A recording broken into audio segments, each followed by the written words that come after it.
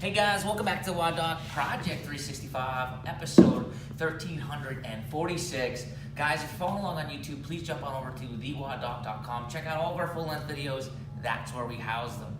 We have today is 18.3 recovery, and as you guys can probably imagine, we're doing some work on the calves, working out the Achilles, and also stretching the quads, doing a little work on our hands as well, okay? So let's start this out with a little calf roll, okay? This is a traditional calf roll. You've seen this one a million times. I just wanna go over a couple things here, guys, all right? So if you're super tender, right where that area is where the Achilles attaches to those muscles, so you'll see your Achilles tendon as it comes up, and then you get the meatier part of the calf. That's typically what we're gonna focus on today. Notice that I'm starting out with 2 feet on the roller, okay? This is gonna be able to give me the least amount of intensity and depth, okay? If this is not enough for us, what we're gonna do is we're gonna cross our legs, do the same exact thing where I'm rolling back and forth. If I find an area of increased intensity, I'm gonna stop at that area and I'm gonna turn and twist my legs like such, okay?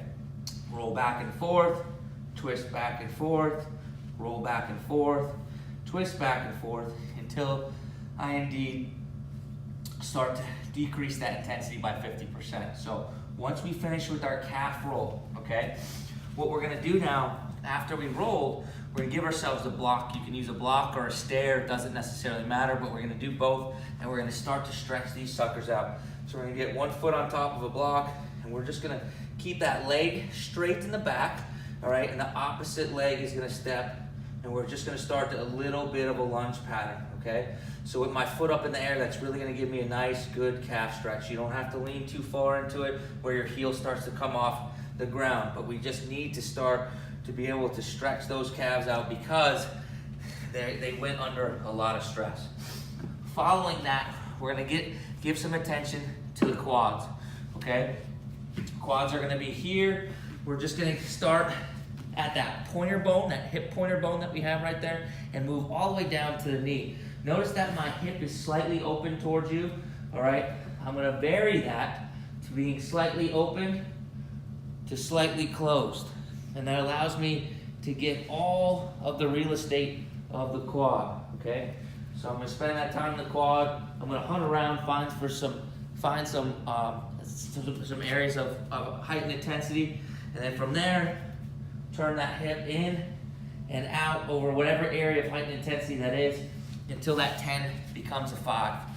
Okay, so now that we have calves and quads taken care of, our wrists, all this movement, where we're in this position, okay, that's gonna really start to tighten up this wrist with all the gripping movements that we had the previous weeks, all right? It's gonna be really important that we're able to start extending our wrist, okay? Notice, it's a very similar movement to this one. You're absolutely welcome to do it from 4 points. But in this case, what I'm able to do at the same time is start to stretch out this quad tissue, okay? So I'm just working on getting some wrist extension. And when I do that, I'm working on pressing this palm, the knuckles of my palm down into the ground. Just work on just back and forth, okay? Spend that about 20 to 30 reps of just rolling, or not rolling, just stretching out these wrists in this plane of motion, okay? Just because we are in this position for so long. So we have our calf roll, we have our calf stretch, we have our quad roll, and we have our forearm stretch. That is where we're gonna start to recover. Of course, if you have any heightened intensities anyplace else, you use those individually, but this is where I would start as a whole, right? 18.3 recovery. Questions, comments, please post it below. Otherwise, guys, we're here each and every day optimizing function to optimize performance.